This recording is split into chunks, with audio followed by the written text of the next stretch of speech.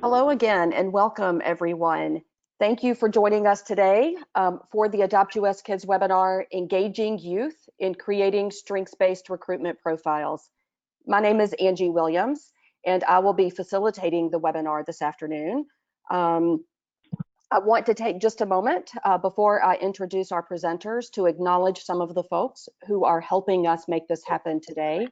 You won't hear them, but Dallin Ferguson and Kate Hurt are on the line with us as a part of the capacity building and engagement team at AdoptUSKids. And in a little while, you will meet the youth and worker who are joining us as panelists, but those introductions will come in just a moment. Before I get started, I do want to say a special thank you to the Children's Bureau for their support. We want to acknowledge our federal project officer who's joining us this afternoon and thank her for being with us. And now I want to introduce Bob Herne, our National Project Director for AdoptUSKids, and Mary Boo, the Director of the Family Support Team. Bob and Mary will be sharing information with us on youth engagement and strengths-based profiles. We look forward to hearing from them and from our panelists in just a few moments. Before we go into that, I do want to offer a few housekeeping reminders to everyone. This webinar will be 90 minutes long. You are invited to use the chat feature to share information, make comments, ask questions, and let us know if you are having technical difficulties.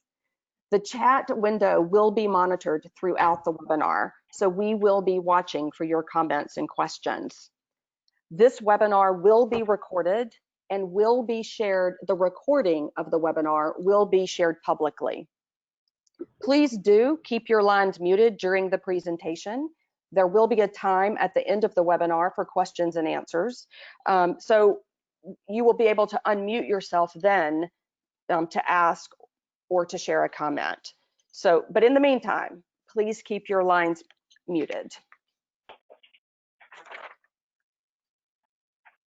AdoptUSKids is a national project of the U.S. Children's Bureau designed to raise awareness about the need for foster and adoptive families for children in the public child welfare system, assist states, territories, and tribes in recruiting and supporting foster and adoptive families.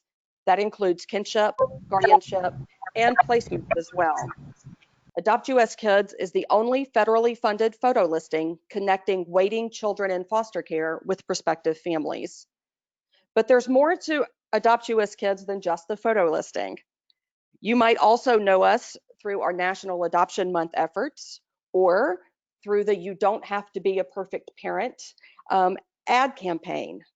Maybe you've talked or emailed with one of our FCAR representatives through the National Adoption and Foster Care Information Exchange System, or maybe your state has worked with our capacity building team or with our family support team. Maybe you're a part of that peer group or have attended some of their training. And last but not least, I want to mention the Minority Professional Leadership Development Program and hope that you would find more information about that on our website and that you would ask about it if it's something that you might be interested in. We want to encourage everyone on the call today to participate and share. We will unmute phone lines for dialogue and questions. Depending upon how large our group gets, that may be a challenge, but that is our intention to do that. So please help us with using your mute feature. We will use the chat feature to engage with one another and share information. Again, I'll tell you that the chat feature is being monitored, so please feel free to ask questions there. The goals for our webinar are on the slide.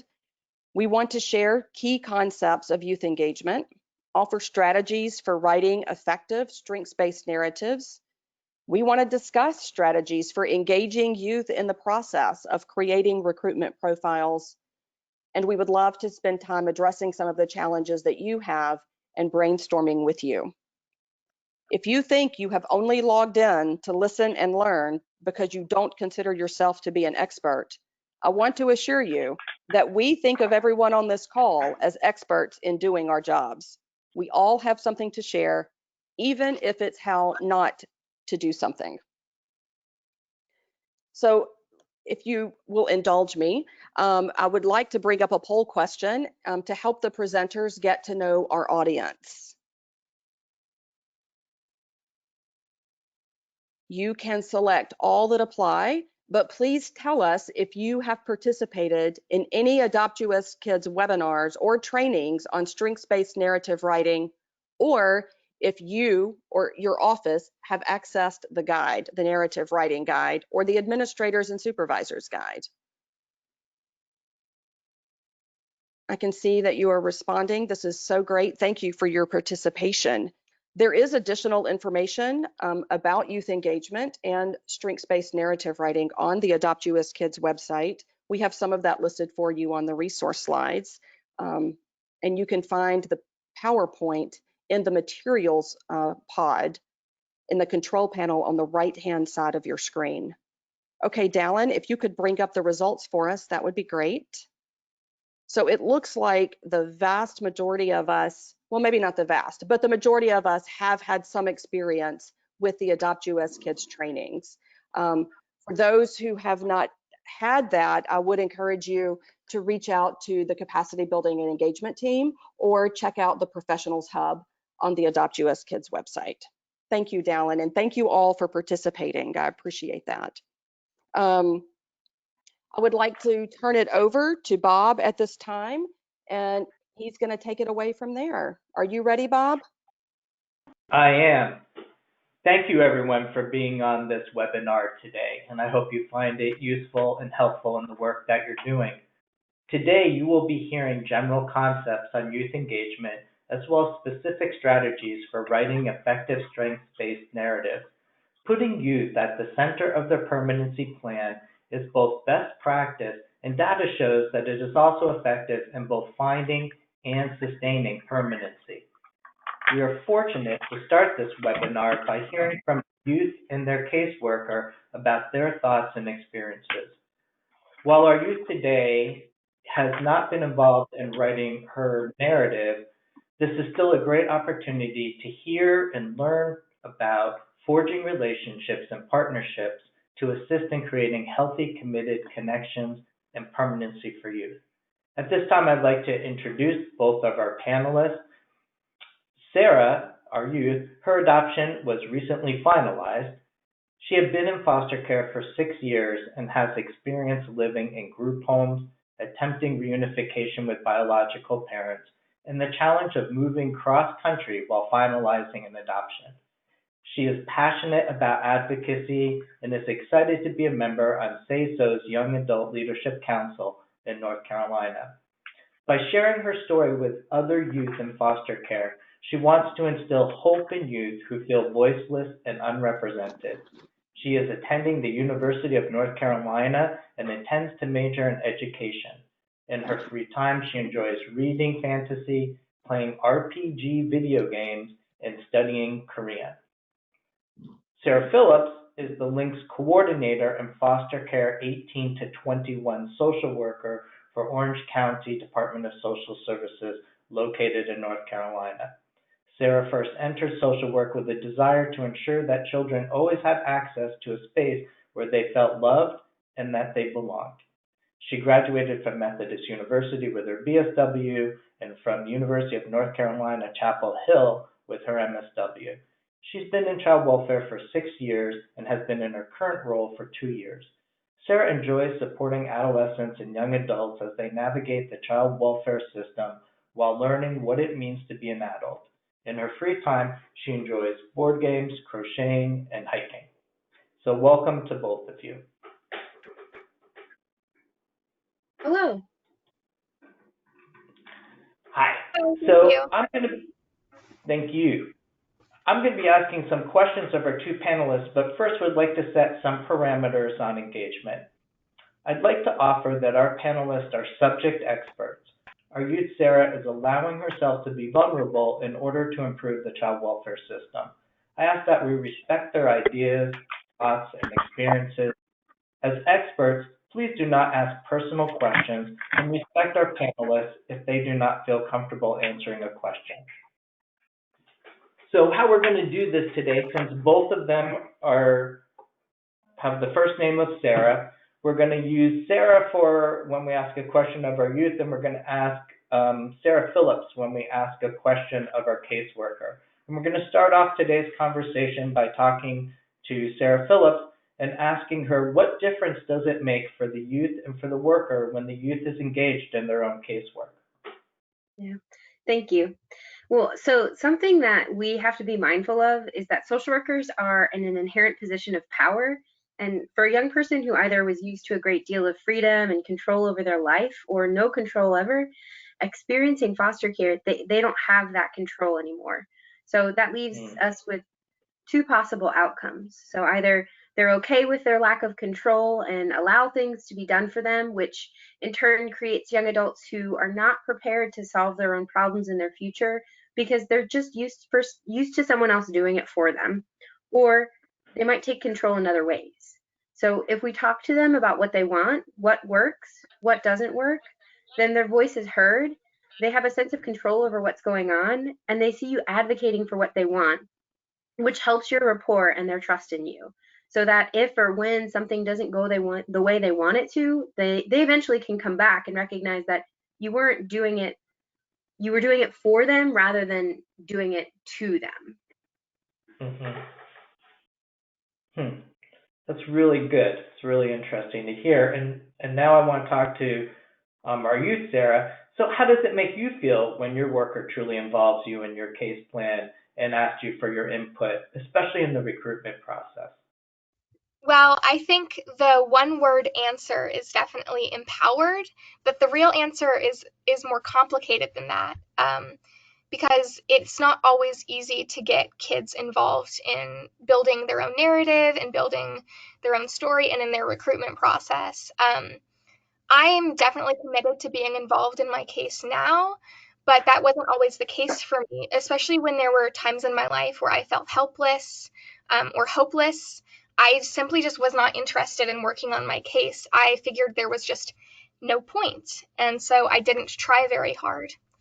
Um, but now that I'm more committed to working a case plan and working with the adults in my life who care about me, definitely I've come to feel very empowered in my own life, where once there was not a lot of that feeling. So how did you work with Sarah Phillips and felt that you were engaging in part of the recruitment process? How did that make you feel working with Sarah Phillips?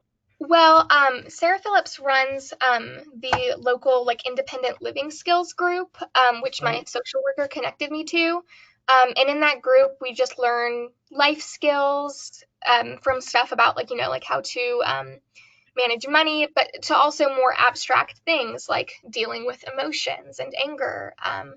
And just learning about those things was really helpful to me in understanding that my life could go on even if adoption didn't happen, or even if I lost some of my support system. I was becoming my own support system. And that was really powerful for me.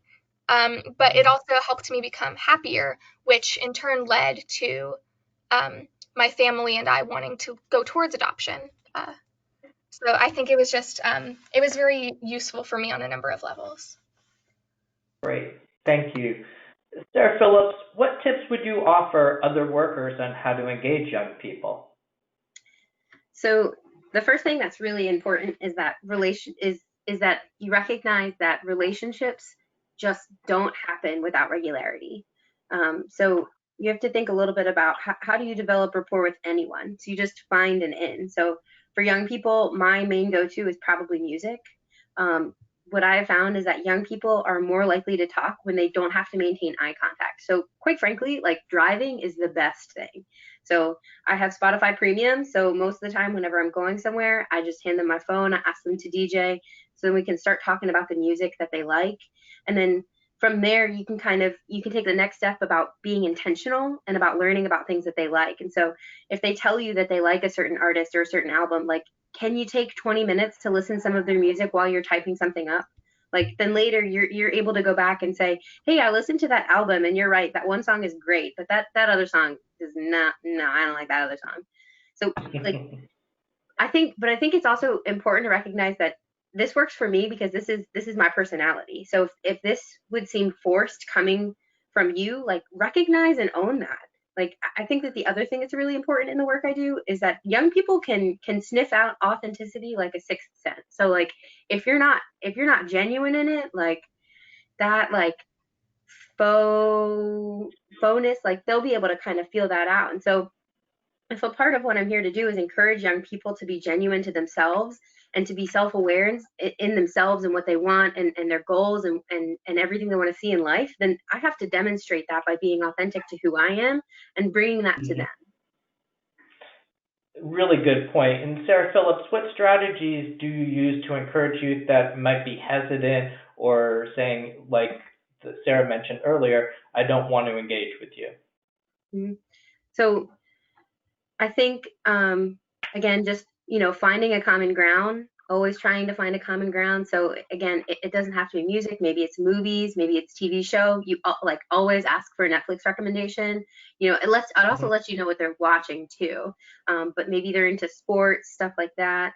And it might sound obvious, but like remember the little details, right? So if they tell you about their favorite sports team, like, oh, like the next time you see them, like ask them about like the last game, or when Avengers Endgame came out, like I had lots of youth who like watched it, and I'd like pick them up and be like, yo, did you see Endgame yet?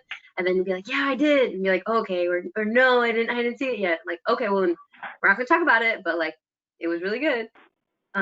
So I think again, remembering those little details is really important, but then identify and think about why the youth is hesitant or refusing to engage. So are they refusing you or who you represent? I think that's something important too. But even beyond that is that it's also important to recognize that we want young people to be connected to supportive adults, and no one says that supportive adult has to be you, the social worker. So maybe someone they can't live with is like a relative, but they have a really good rapport with, or maybe it's like a youth group leader, or maybe it's like a coach. You want to be able to think about, does the youth, do they have a relationship with someone that can advocate for them, with someone that can help them, that they can tag in when they need that support? And the other thing too is that recognize that, I do have a lot of youth, and I know that this isn't always the case, but I have a lot of youth who are really used to social workers. They want to know that you're going to show up. And so it might be that you just show up and like you sit for like 15 minutes. Like, again, having that regularity of like, hey, I'm going to follow through with what I said. I'll be here. And then you show up. Like that, I think that everyone values that. And so why should we think our youth are any different than that? Really good points. And so going back to Sarah, from your perspective, can you tell us one or two things that a worker can do to get a youth involved in their own case planning and recruitment? Yeah, well, like I already mentioned, something that was extremely important to me in my journey towards wanting to be involved with my case was being connected with independent living services like the Links program. But additionally to that, a really beneficial resource that my social worker connected me to was CASA in California, which is a court-appointed social advocate. Because while my social worker in California had such a heavy caseload, she couldn't get to know me. The judge on my case obviously is a little bit distant, couldn't get to know me. So I felt like there was no one in my corner who knew me, knew my wants, and wanted to help me communicate those wants and needs. And so my CASA worker really filled that space for me. And once I kind of felt like I finally had someone who was like supporting me like that, it was really helpful for me, and it really helped me get interest in my own case. Nice, really important. So Sarah Phillips, if we point it towards narrative writing process, why should youth be involved in the narrative writing process? It's just as simple as saying that it's their story. So what would anyone else, would you like a story told about you without having input in it? I wouldn't think so. So it's just really important to recognize that there are things about them that there are things about them that they want to be able to communicate, that they should be able to communicate for that because it's their story. And so these are the things that are important to them. That's really important. I would want editing process if someone was writing my story. I'm going to toss it over to Sarah and ask the same question. Why do you think it's important for you to be involved in the narrative writing process? I think Sarah said it really well. I think it's really important for the youth to be involved in their own narrative writing process, because despite if you have a very good rapport with your social worker or your CASA worker, you know yourself the best. And, that Mm-hmm. goes for the social worker and that goes for the youth too.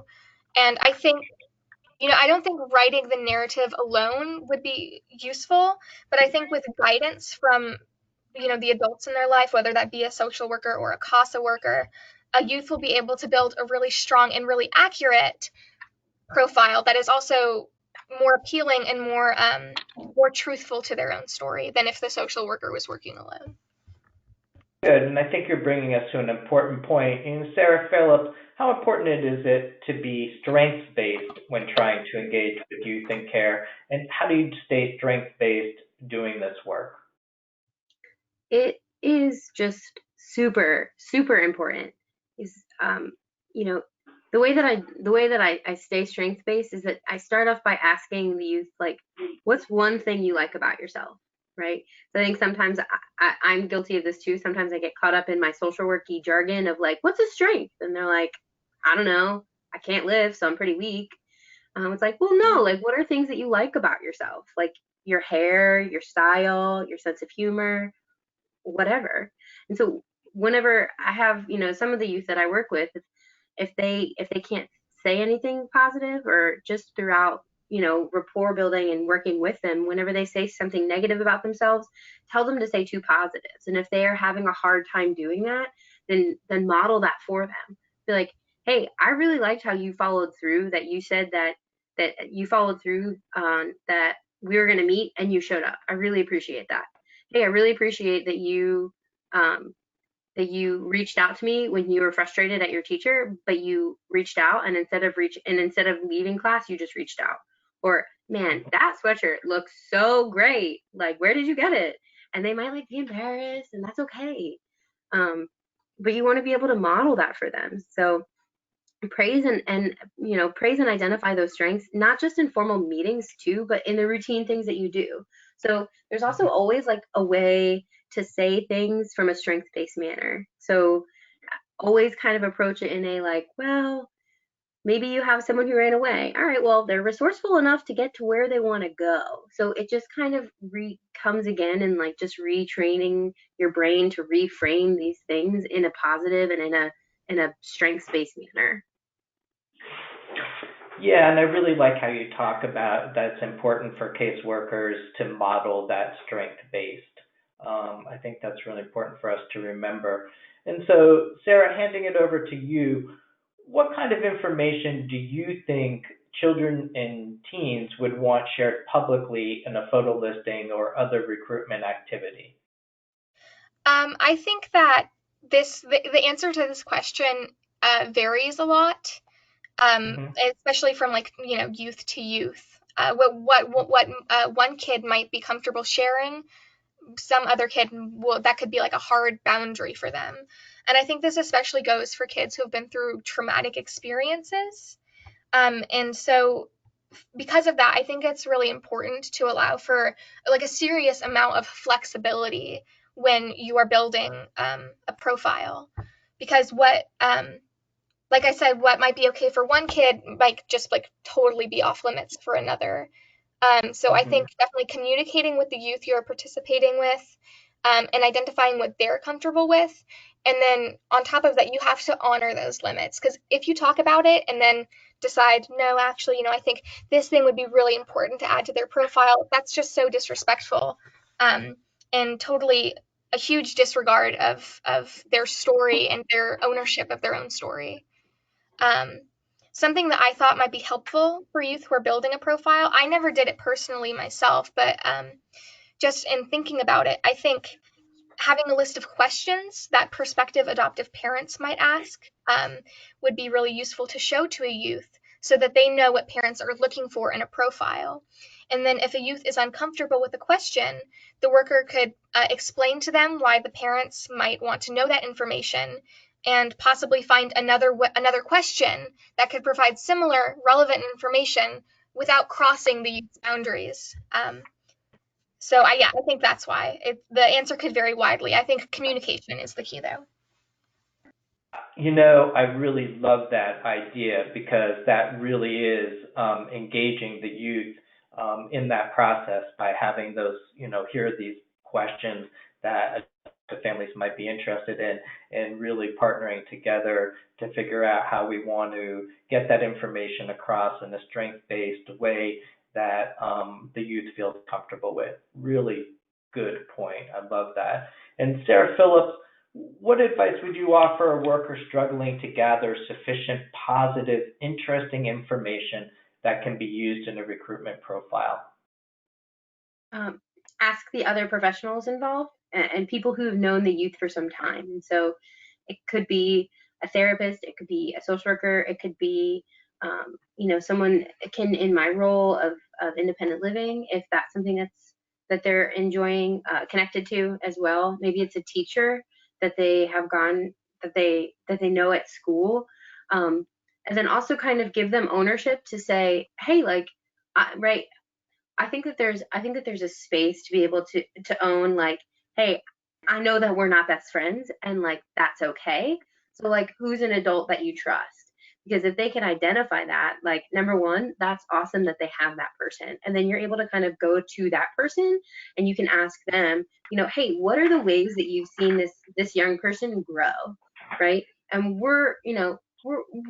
we sometimes I think that we're hoping for like massive overnight growth, but that's just not reality. So it's like, okay, like, well, they, again, I work with teenagers. Maybe they ran away, but like, yeah, they ran away. But like this time they texted the social worker and said, hey, I'm mad. I'm leaving. I'll let you know that I'm safe. That is growth. That is growth. That's great. So same question for both of you. What benefits do you see for the worker when the youth is a partner in the work? So Sarah, let's start with you. Sure. I know personally that when I've been engaged with my case plan, especially working in tandem with my social worker, like I just know for a fact that I've been easier to work with. Like I was happy, I was flourishing, and communicating. And I think aside from just being an easier kid to work with, although that's kind of a loaded term, I think it must have been encouraging for my social workers at the time to see that. But other than that, I think there's tons of benefits for youth to be involved in their own work. It can, empower you. But I think it especially can really help ease the transition of moving into a more permanent living situation. And this is especially for kids who have been involved in more non-traditional homes. For example, I was in several group homes before I ever got placed in a more permanent situation. And when a kid is involved in independent living services, working a case plan, building a recruitment profile, that youth will have a more accurate idea of what she can expect from a new living situation just from the questions being asked. And also the social worker will be able to help ease that transition by giving the youth resources and information. And also it just builds like a great rapport between the worker and the youth. And I think that's good for both parties involved, because the youth will feel more comfortable reaching out for support and advocating for him or herself, and the worker will be more able to cater to the needs of the youth. Yeah. Really great, really important.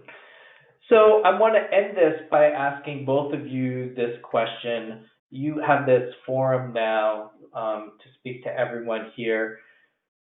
What is the one thing that you most want the people on this webinar to take away today?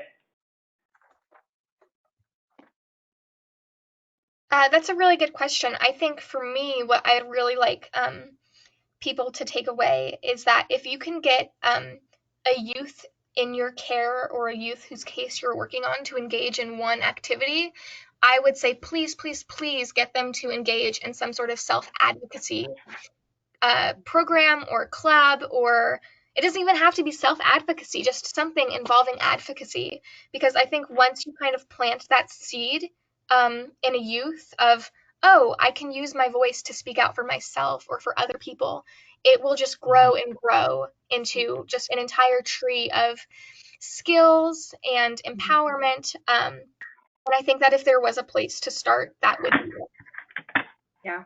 Yeah, definitely. I would say my takeaway would be that, we need to recognize again that youth in care experience this lack of control, and so recognizing that we have that control, like how much of it can we give them, right? So this isn't to say that we should let them run wild, but it's to say how can we allow them to have control of different things that they want? How can we do that so that they're able to build those self-advocacy skills, and they're not afraid to say, this is what I want, or to have those hard conversations, to be able to engage in it, and to recognize, like, hey, sometimes life requires hard conversations, and even though you don't have control, you have as much as you're able to, because I value what you say, and that's just gonna, again, open doors up where you're gonna be able to have a great rapport, and they're gonna trust that at the end of the day, even if they don't see the reason, that they know that this wasn't something you were doing to them, but for them in the long run. And again, that's just gonna create young adults who are gonna be empowered to make decisions and choices of their within themselves about their own life.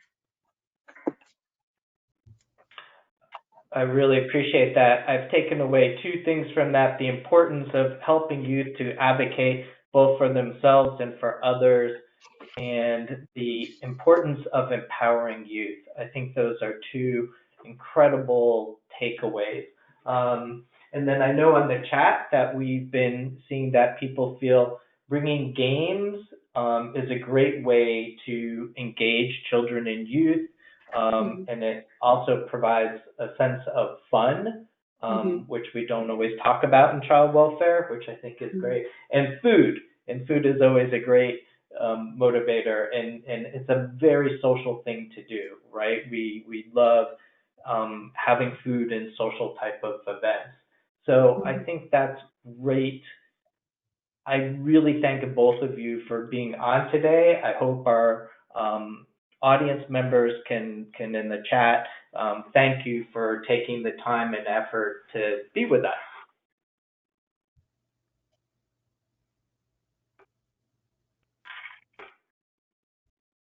Thank you guys. I appreciate this webinar.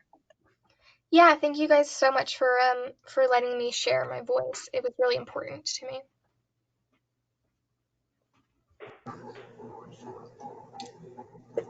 Thank you for allowing us to listen to you.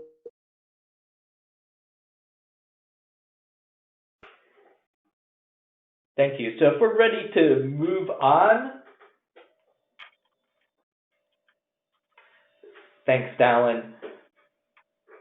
So when we look at the key components of youth engagement, for those of you that went through, got your degree in social work, you'll remember these founding values of do no harm, inherent dignity and worth of each person, self-determination, start where the client is at, empowerment, and the central importance of human relationships. So if we take a moment to transfer those values into our work in child welfare, and especially around this topic, we begin to talk about youth being the co-creators of their plan. That we need to establish a trusting relationship as a caseworker with the youth who we're working with. That youth bring an expertise to the table. and to start the process where the youth is in understanding the whole premise of permanency, and to empower youth to explore options and have a say. And we always need to remember that we need to show empathy and great thought into our actions that we do on behalf of the children and youth who we serve. Also, going back to school, remembering and understanding adolescent brain development. So when we're talking about adolescence and we're looking at the prefrontal cortex, that responsible for reasoning and higher level thinking, that develops gradually in adolescents and emerging adults need opportunities to both exercise and strengthen this part of their brain. Adolescents also no longer find pleasure in doing the things that they've always done. They're beginning to explore adult behavior. And we help them to achieve this developmental task by engaging them in healthy and appropriate behaviors. And you can sort of think of it or you lose it. If we don't start utilizing these parts of our brain, then those youth begin to lose the capacity to have that. So always remember, our young people are entering into the identity moratorium developmental phase. This is when they're beginning to establish identity and are testing out who they are and how they portray themselves. And so they're going to have great influence by their peers and are separating from their usual adult influencers and developing a sense of independence. However, at the same time, they're circling back to adults for nurturance and guidance. That's why it's so important to develop a strong relationship with youth and to spend a quality period of time to establish a baseline of the core versus the various attributes they are trying to figure out and who they are and when they belong. So engaging youth in this type of work is good for the brain. And we need to remember that as they try on different personas, that's why if you only interact with the youth once or twice, you're going to get that persona that they happen to be in that period of time versus the true essence of who they are. So therefore, as in almost all social work we do, engaging young people in permanency planning is relational casework. Like therapy, exploring options for permanency is a process, not a one-time event. It is critical to develop a relationship with the youth and that it's not a one-time engagement. And usually when we start talking about permanency, we're not talking immediately about adoption, but we're talking about what type of life does a youth want to have? What type of supports does that youth need in their life in order to be able to thrive? Adoption is a one-time event. Having a committed forever family lasts a lifetime. So if we're looking for a tool about what we're talking about, if you look at something called the ENGAGE model, and what the ENGAGE model is, the E stands for explaining what permanency means, both in general and what it can mean for that specific youth. So it's what we talked about before. What does it mean to have people who are unconditionally committed in your life and provide safety, who care about you? What does that look like in general, and what are those opportunities? What's the continuum of permanency versus what does it mean for that specific youth? The N stands for not a one-time conversation, but an ongoing conversation. If we're going to engage in engaging youth truly in their permanency, we need to make a commitment that we're establishing an ongoing relationship that's going to grow and develop over time. And trust will grow and develop over time. G is give youth opportunities to explain their feeling about adoption. Adoption, as we most know, can be a very loaded word in the child welfare community. And we need to allow our youth an opportunity to explain their feelings about that over a period of time. It's not a one and done. A stands for ask the youth who they feel connected to. One of the things that we know in the youth permanency field is that the majority of youth who achieve legal permanency do it with someone who they previously have known in their life. So finding out who they feel connected to, who they've known, who have been important people in their lives is critical in engaging youth and actually finding and achieving permanency. The G is give youth voices so they can practice self-determination. And as we all know, choices are not always the same choices that we would choose, but it is working with that youth to understand the consequences of the choice, but allowing them within a framework to have some choice. And lastly, the E is explain their options and help them to understand the pros and cons. So it's what we talked about before. It's treating them as an important piece in this, and that their opinions and their options, but they also helping them to understand what is the logical consequence of choosing those options. So as we have this conversation, one of the things we begin to realize is that it's key for the worker and the youth to understand the continuum of permanency. Everything from relational permanency to guardianship to adoption to having not just one individual in their life, but really developing a village of people who we see that can be there to support and nurture this young person. And it's also key for the worker to approach this from a trauma-informed lens, as well as for the intended permanency. So trauma-informed has been a word that's become very popular in child welfare. And it's for a good reason. Almost all of the children and youth who we come across in child welfare have experienced some form of trauma in their lives. And so when we recognize that certain conversations might set off some trauma in a youth, doesn't mean that we steer away from it. It means how do we do this in a way that will be supportive of the youth. As Sarah Phillips and the others stated in their conversation, just because something is challenging doesn't mean that we don't deal with it. Part of our work in child welfare is having difficult and challenging conversations and helping our youth over a period of time to deal with that and get to the other side. Another important piece is when we do actually find a family that's interested in permanency, we need to pass that trauma-informed lens onto that family, because permanency doesn't end on a legal guardianship or an adoption. That work needs to continue within the permanency in order to increase attachment and to ensure an actual forever family. So that's a lot of information to take in, but what are some of the tools that can help us to develop that? And so I just wanted to pass, there are many tools out there, I just wanted to highlight two of them today. And one is the 3-5-7 model. And the 3-5-7 model assists the youth to understand their past, where they currently are, and where they would like to move into the future. It's a practice model to assist in the preparation for permanency, and it does several things. It helps to clarify life events. It helps to integrate a family membership and actualization and belonging to a family.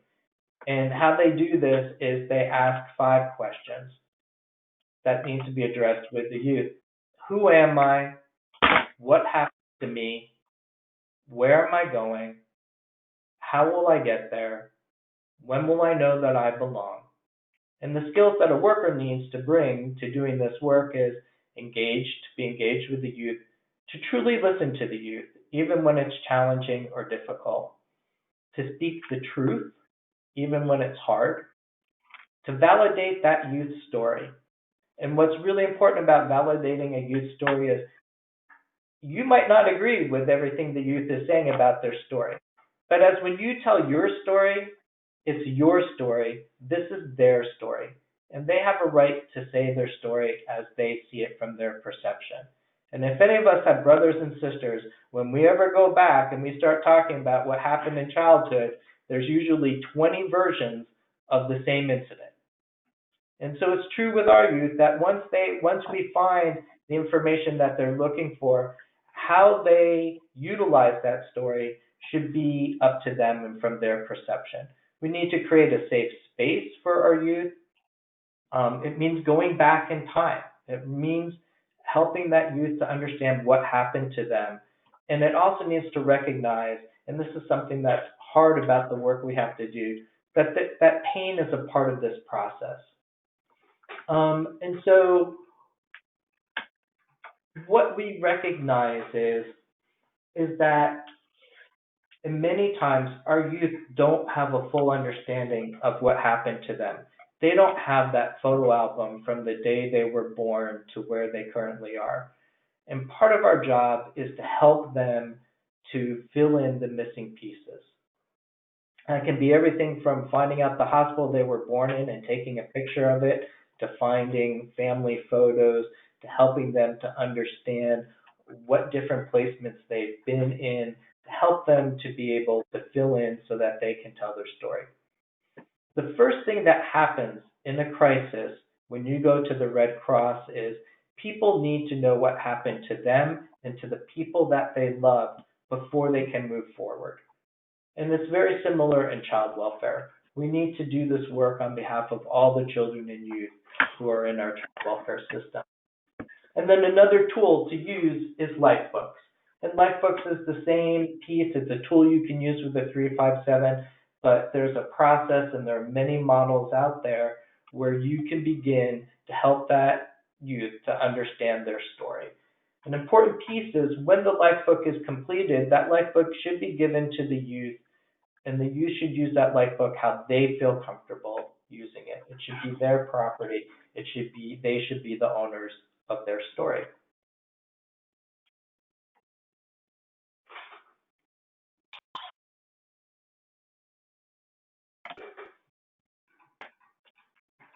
Thanks, Bob. This is Mary. So, I'm going to turn it over in a second. For those, so I want to point out that's a lot of information.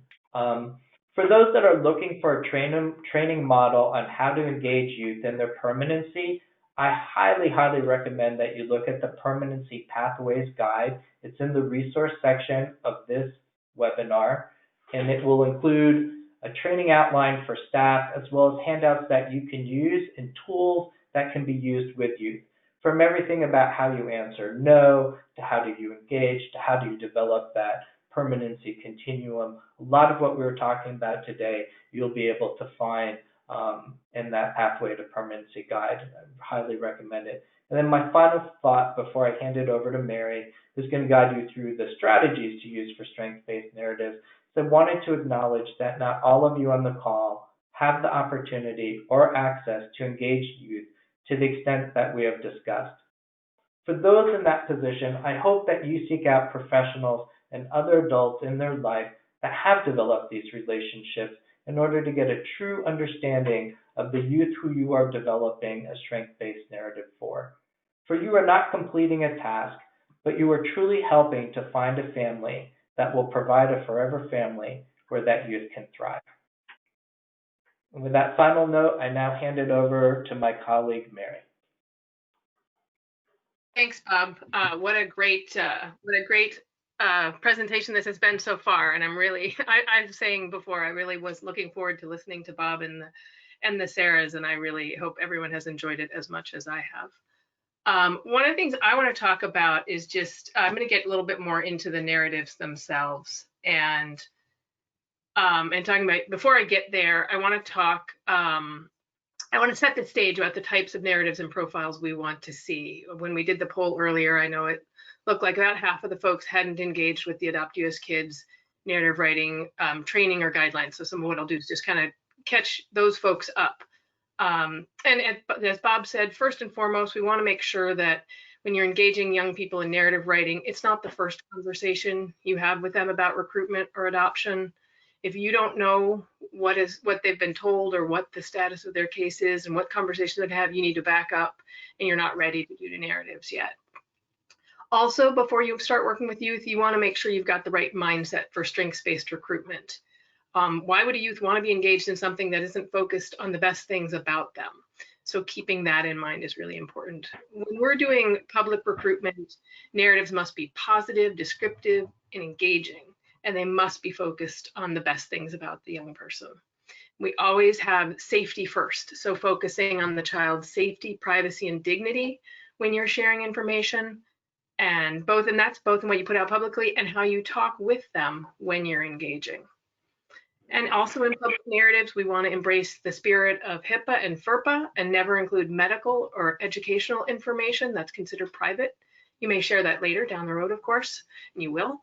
And of course, you would never share anything embarrassing or negative in a public narrative or even a private narrative. Again, we owe it to youth to do this right. And it's also critical to building the trust you need to engage them further. And we talked a lot about trust with both of the Sarahs earlier. And how can you build a relationship with someone if they're going to violate your dignity and your privacy? In public child-specific recruitment, we know it's important to ensure information sharing is done on a continuum. And we firmly and solidly believe in full disclosure. We just believe in it in different stages in the process. So first, there are public narratives. So these are available to anyone and everyone, whether it's a website, art gallery listing, a photo look, a flyer given out, that should only have positive, engaging information. And then next level is a private narrative. Again, some photo listing services like AdoptUSKids have a private narrative. Others, this could be a flyer you hand out to families later. And this is for home-studied families who've been through training and are really moving forward with the process. This is still strengths-based and respectful, and it shares general information about diagnoses and challenges so that prospective families know if they might be able to meet this child's needs, for them to determine if this is the right fit, if they are the right fit for this young person. So when Sarah Phillips talked earlier about progress youth had made on communicating before they disappeared from the house for a little bit, that might be a place where you could communicate. You know you're still strengths-based, you're talking about the improvements and the progress and strategies, but that the families know this is an issue they might have to address. And the third level of information sharing is confidential. And this, again, AdoptUSKids has this level, it's for workers. And it's for where you share all the information that prospective adopters need to know to successfully parent a child and for them to decide if they are the right fit for this child. So this is where we're at the point of full disclosure. And one of the things as you're engaging young people in this process is share this continuum with them. So they know you've got their back. They can trust you. You'll know you're committed both to finding them a family and to protecting them at the same time. As we get started to work on narratives, it's really helpful to put ourselves in the youth's shoes when we do this work, both to make sure we're protecting them, but also help building that relationship that we're talking so much about.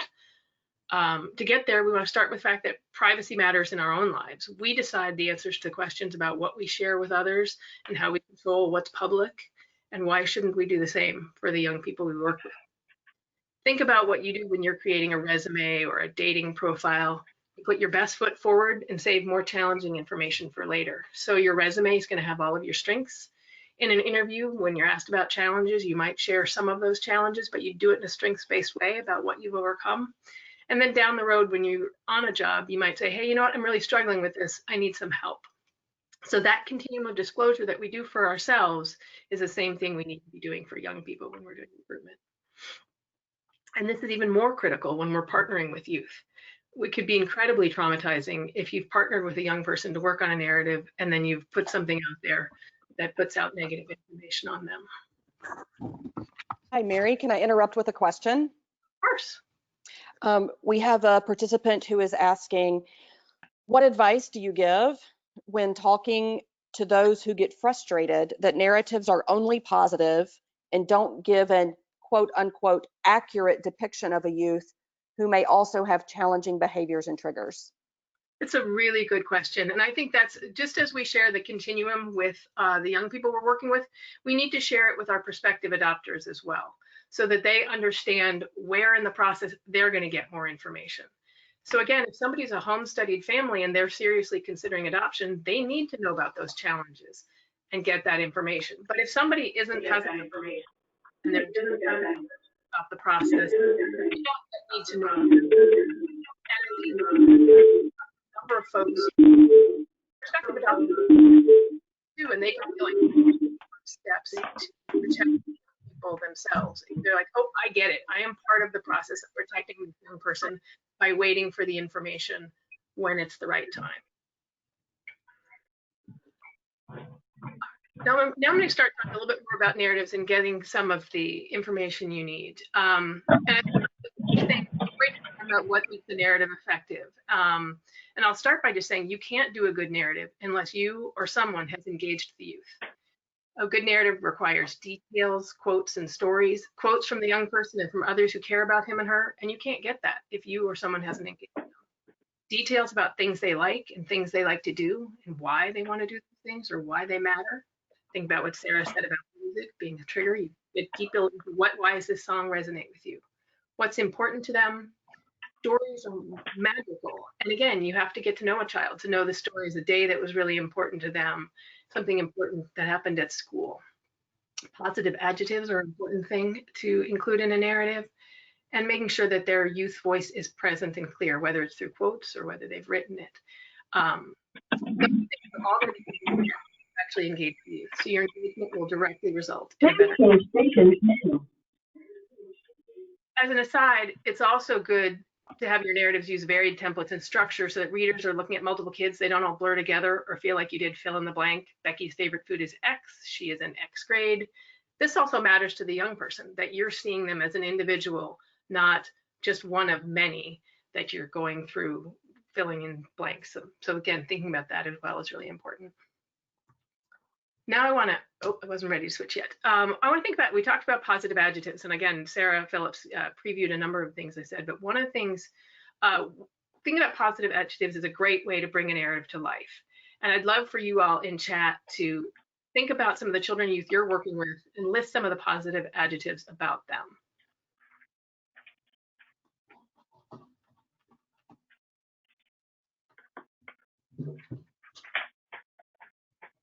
And I'll get a couple started, but I'd really love to hear from you. Accomplished, outgoing, eccentric. Thank you, Heather. Funny, love that one. Claudia, smart and witty. I love the kids you're working with already. Resilient, sweet, brilliant.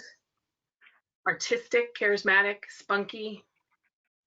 Those are wonderful. Thank you all so much. And keep going with those. I think it's a really great way to get our brains in that strength-based positive mode when we think about those.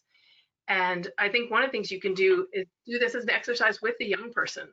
Have them name 5 things they like about themselves or 5 positive adjectives. And then you could even take turns. So again, maybe they're struggling, you come up with something about yourself. We can all use a little boost for ourselves as well. And again, it provides, you learn more about each other, gets them engaged, and it gets them to know a little bit more about you too, if you're doing both. Now I just wanted to do a quick poll to ask how often those of you who are on vote, how closely do you work with a child or youth when you're preparing narratives or profiles? And this will just give us some ideas about how hard what we're talking about is, and whether it's you who's going to be the engaged person or someone else. I'm going to keep talking about some adjectives in there. Adventurous, I love that one.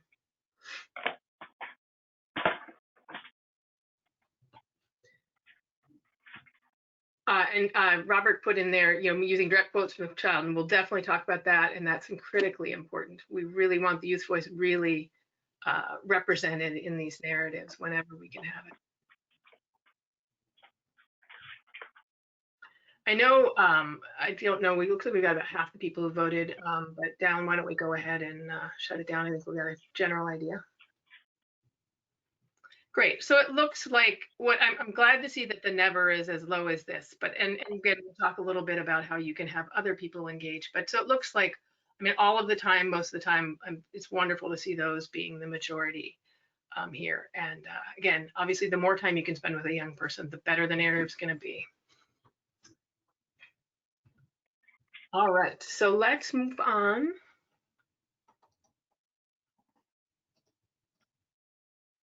So what are the different ways you can engage children and teens? And first, I want to talk about a few principles.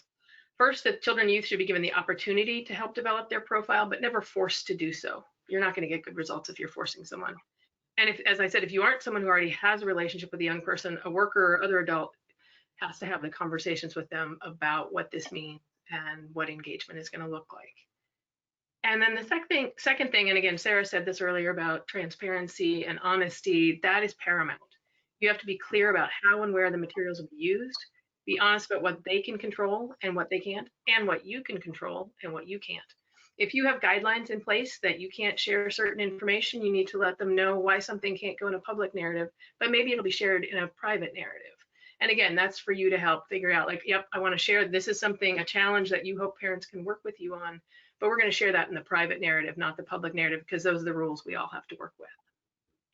And when you're doing this work, you want to center around 2 questions. What do you want to share with families, and how do you want to share it? Levels of engagement obviously vary as you're gathering information.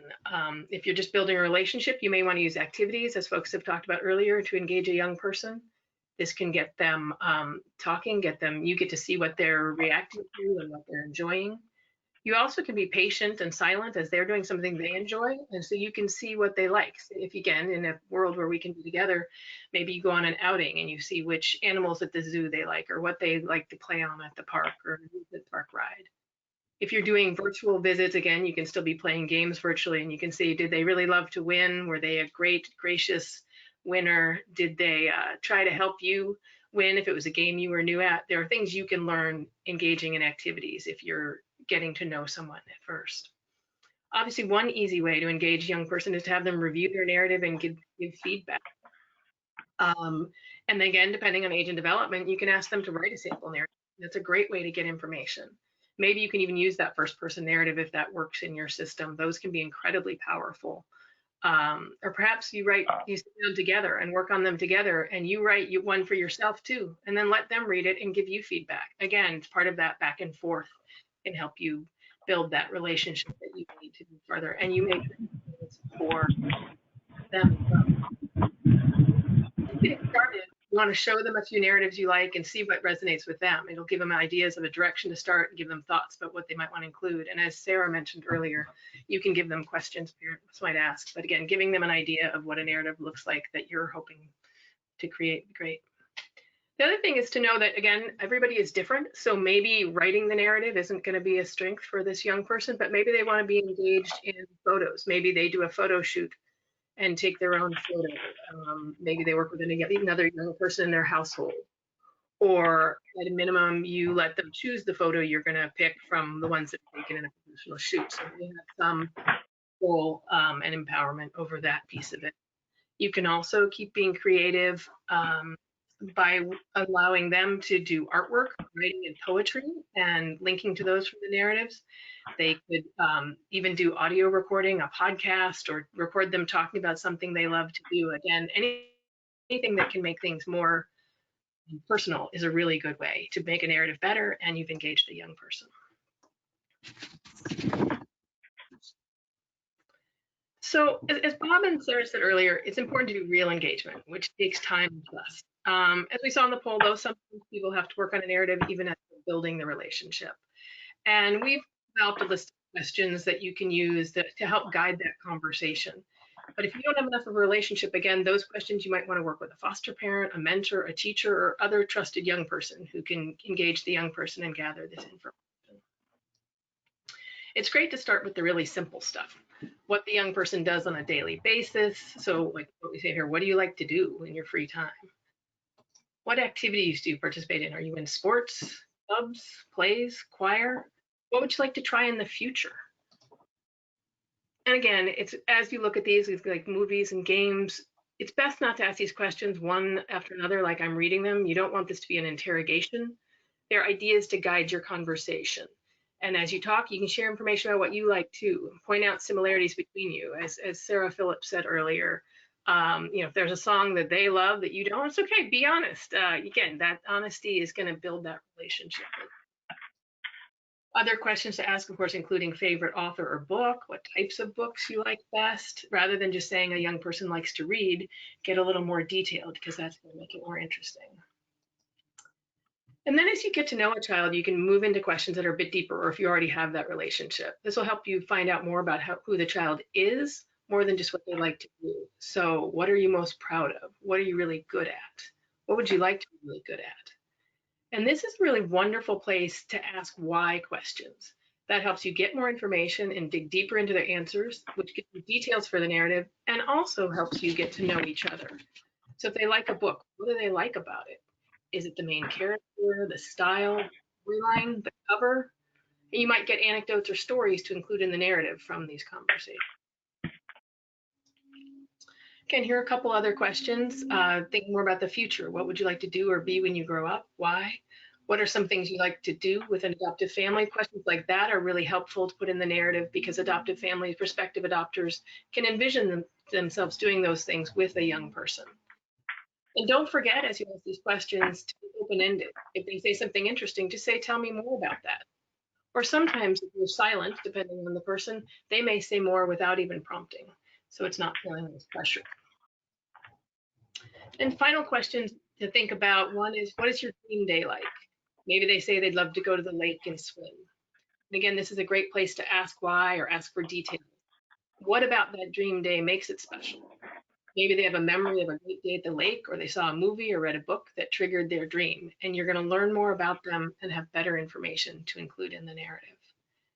You can find these questions and more information on the Professionals Hub at AdoptUSKids, and Angie's going to share the link in a little bit. And there's some information gathering forms. Again, if you're not the one doing the gathering, you can share it with those who are going to do it for you. So that's it for me. And Angie, I'm going to turn it over to you now. Thank you, Mary. Don't go far because I have a question that came in for you. Okay, I'm here. Most prospective parents want to know what the youth truly wants in a permanent home and what the youth is really like. So they're going to ask questions. What kind of questions do you think families would ask that we can help prepare the youth to answer? That's a really good question. I have to think for a minute here. And again, I think part of this, I'm going to say that some of these questions would be things I would share in a public narrative and some in a private. So that's one of the things I want to say. So some of the questions that prospective parents might ask are just like, what do they like to do?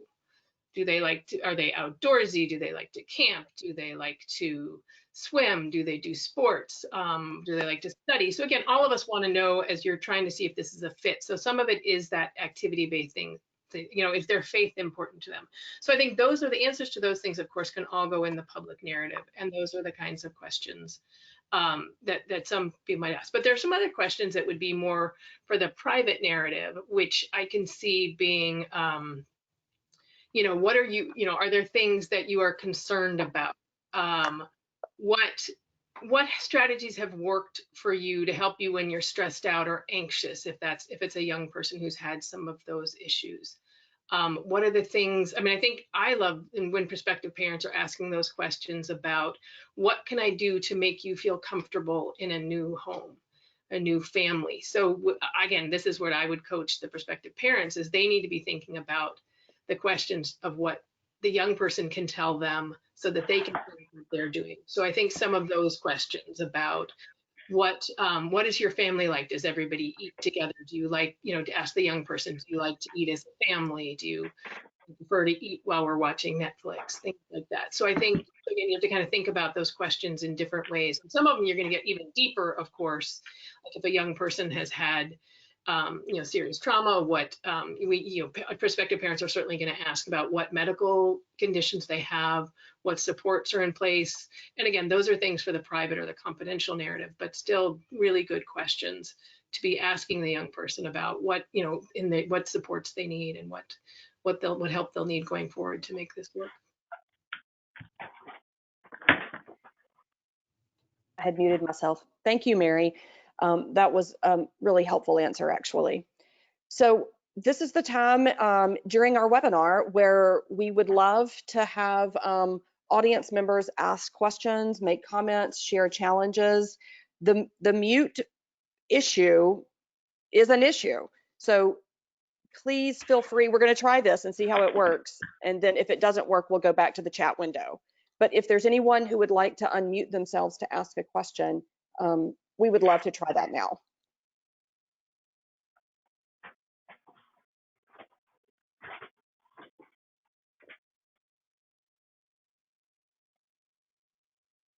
Okay, well then I'm going to ask a question of the audience.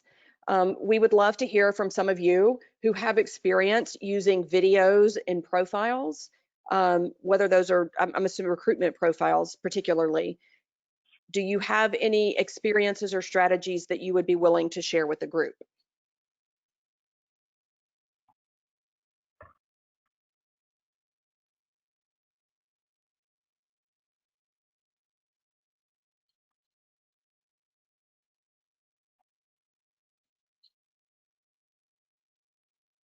Bob, would you like to talk about AdoptUSKids efforts around and with videos?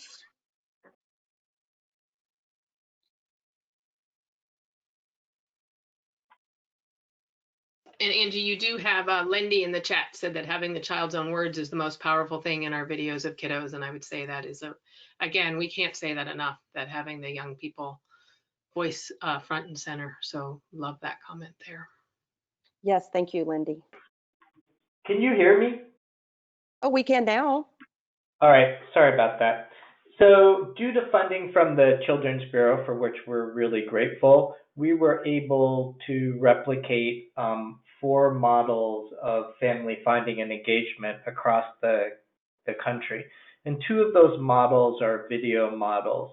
Northwest Resource Associates has in-depth profiles, and it's really an exciting recruitment tool. It certainly is putting youth at the center of their permanency plan.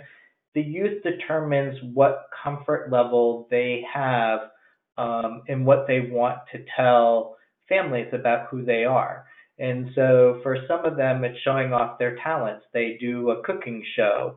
For one young man, it was he's really good at baseball, and they actually took him to a baseball field and he showed off his baseball skills and then sat down and talked a little bit about what type of a family he was hoping to find. And another one, you could really tell the character of this young man because he played both the interviewer and interviewee. So he interviewed himself about who he was and what he liked and where he wanted to go in the future. So I definitely, if anyone's interested in that type of a recruitment tool, that's called in-depth profiles. And then there's another group we're working with, America Kids Belong, and they do I Belong videos. And so they come into a state, they meet with a bunch of children and youth, they have a professional interviewer who understands trauma-informed, how to do trauma-informed interviews and highlights who this child and youth are and what type of a family they're looking for. We've gotten great responses from families who have seen these videos and then come forward and want to create permanency. Thank you, Bob. We have a few questions that have come in through the chat. Let me scroll back up so that I can see them.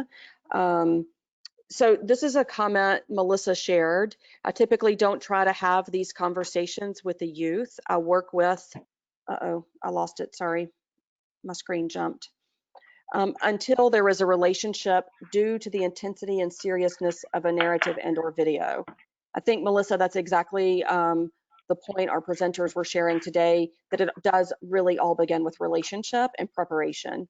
And jumping in and beginning that work with a recruitment profile is generally not the best place to start.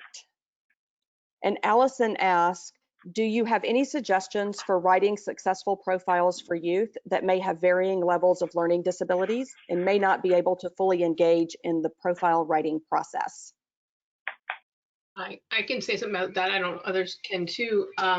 So again, and we've been talking a lot about sort of youth who are engaging at a higher level in some of this, but the youth engagement goes throughout. And so even kids who have extremely high needs, if you have people engage with them, I think about there are even kids who are not verbal.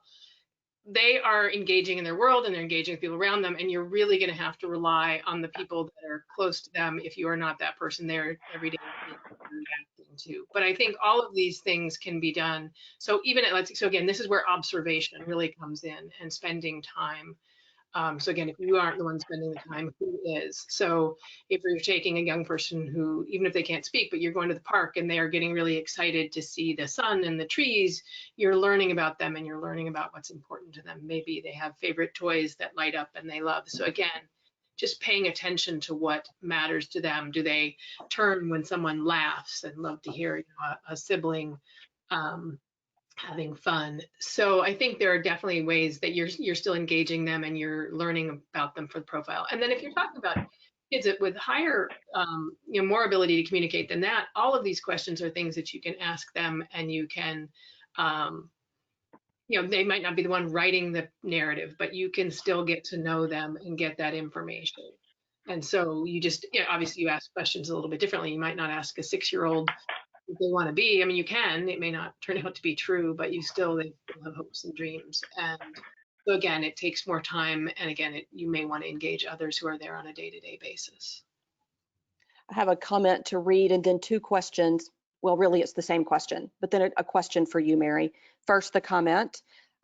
Melissa says, I would highlight their resiliency and their ability to continue to connect with others through their touch and eye contact. It's a great comment, Melissa. And then we have 2 participants, Mary, who have asked about including what type of family the youth or child wants in the profile. How specific should that be? And what do you think about how that, do you think that really limits options for kids? I do think it limits options for kids in some ways. And so I'll say a couple things about it. So this is another one where I would say public narrative versus private might be a little bit different. I think for a couple of reasons. One is, again, the public narrative, a lot of that is for people who are just beginning to think about adoption. And if they see themselves ruled out over and over again, they may not move forward. So you don't want to discourage people. The other thing we know, I mean, all of you have seen placements that have worked really well when it wasn't exactly what we thought. I mean, I think about an example of a mom and a daughter that I know well, and they were looking for a 2-parent family, one who stays home, and the young person was adopted by a single mom who had a good support system and had this incredibly powerful bond. So if they had ruled her out by, you know, their fears about needing 2 parents, or even if the young person had wanted 2 parents, you don't want to do that. You want to keep your options open. But I do think in the private narrative, sharing information about what the young person wants and why can be really helpful. And again, but it doesn't mean you're only considering that, but it gives people something to think about. And they may say, oh, we're looking for this type of family. I think it's important to consider, but again, private narrative, but you don't want to rule people out. Thank you.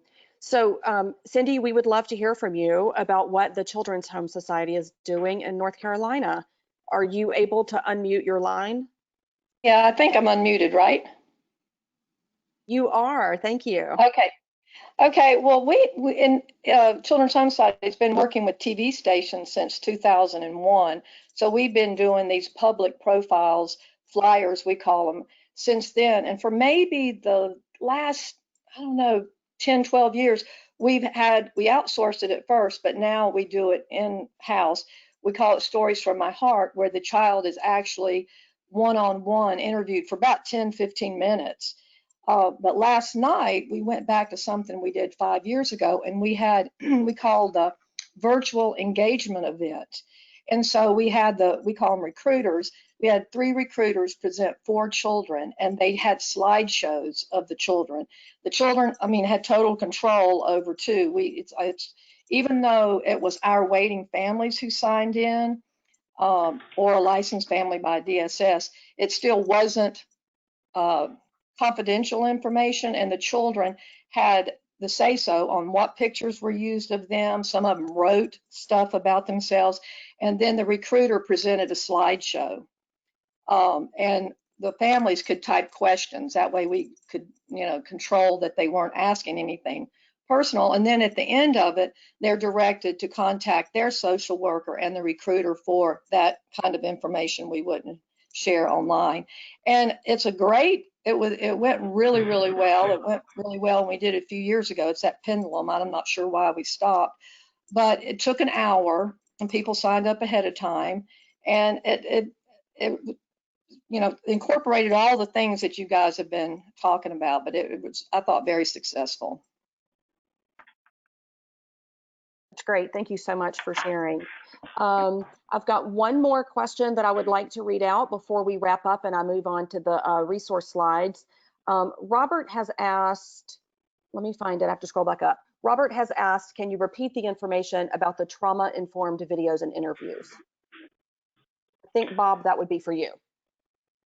Sure. So both the America Kids Belong and Northwest Resource Associates videos, the in-depth profiles, and the I Belong, have trained interviewers who are trauma informed. So it's really important when so in the Northwest Resource Associates, they actually spend a lot of time with the youth and really get to know who the youth is. The youth is really controlling it. On the America Kids Belong, it's usually a group of people. But it's really important when we go to do these type of events that we're not traumatizing our children and youth. And it's really important that the interviewer who is asking the questions has a good understanding of who these children and youth are and how to recognize when they're starting down a road that's not positive for this child or youth, and recognizing how to reframe it and move to another area, and working with the worker beforehand to understand, and that worker has worked with the youth so that they're prepared for these questions. It's not someone sitting down and asking questions that the youth is not prepared to answer. Is that helpful? That was great. Yes, thank you, Bob. Okay, thank you so much for the comments and the questions. You guys really have been very engaged. We appreciate you participating in the polls and in our chat discussions. Thank you so much for that. I am noticing that we are nearing the end of our time together, so I'm going to move us along. And I would like to share a couple of resources with you. These are available, we have the web addresses here on the resource slides. So that you can find those later. Talking with Older Youth About Adoption and the permanency pathways that Bob mentioned earlier. We think that this would be a great resource for you in terms of engaging youth, especially engaging youth. The next slide, please, Dallin. And then here we have a couple of resources, and there are many, many more on the AdoptUSKids website. In the Professionals Hub, you can search there, but these are some that we especially wanted to share with you in terms of offering family support and creating a system that supports your families and creating effective narratives for children who are waiting to be adopted. More information there. And then here is our link for the Professionals Hub. The Family Finding Tool is a great recruitment piece. It's something that allows the worker to be very proactive in searching for families. So we invite you to reach out to us if your jurisdiction is interested in talking about tailored services with AdoptUSKids. We would be happy to have that conversation with you. And we invite you to stay informed and up to date about things that are happening with and around AdoptUSKids. If you don't already get the newsletter, please go to our website and sign up. I have one last thing that I would like to share with you before we say goodbye. We are anticipating a new resource coming out later this month, the 1st of next month, a quick reference guide for photo listing. This will be a 5x7 document that pulls and offers the main concepts of photo listing and a quick and easy reference guide for staff. Our goal in creating this was to give you a product that would be quick and easy to reference, but provide the basics needed for a new worker to create a profile or serve as a refresher for veteran workers who've been doing it for a long time. If you would like to request these documents for your staff, please reach out to consultation@adoptuskids.org and we would be happy to get them to you. There is absolutely no cost to you. Both the product and the shipping are free. We just need to coordinate it with, you need to coordinate it with your office so we aren't double shipping and we can coordinate shipping those to you. So stay tuned for more information. That's why you need to go sign up for the newsletter so that you can know when those are released. Thank you so much for being with us. I want to say a special thank you to Sarah and Sarah Phillips for joining us. The information they provided was super helpful and informative. Really, I could have listened to them talk for the whole time. No offense, Bob or Mary, you both did great. And the information that you shared was super helpful. Thank you both. Thank you everyone for joining us, and we look forward to seeing you on our next webinar.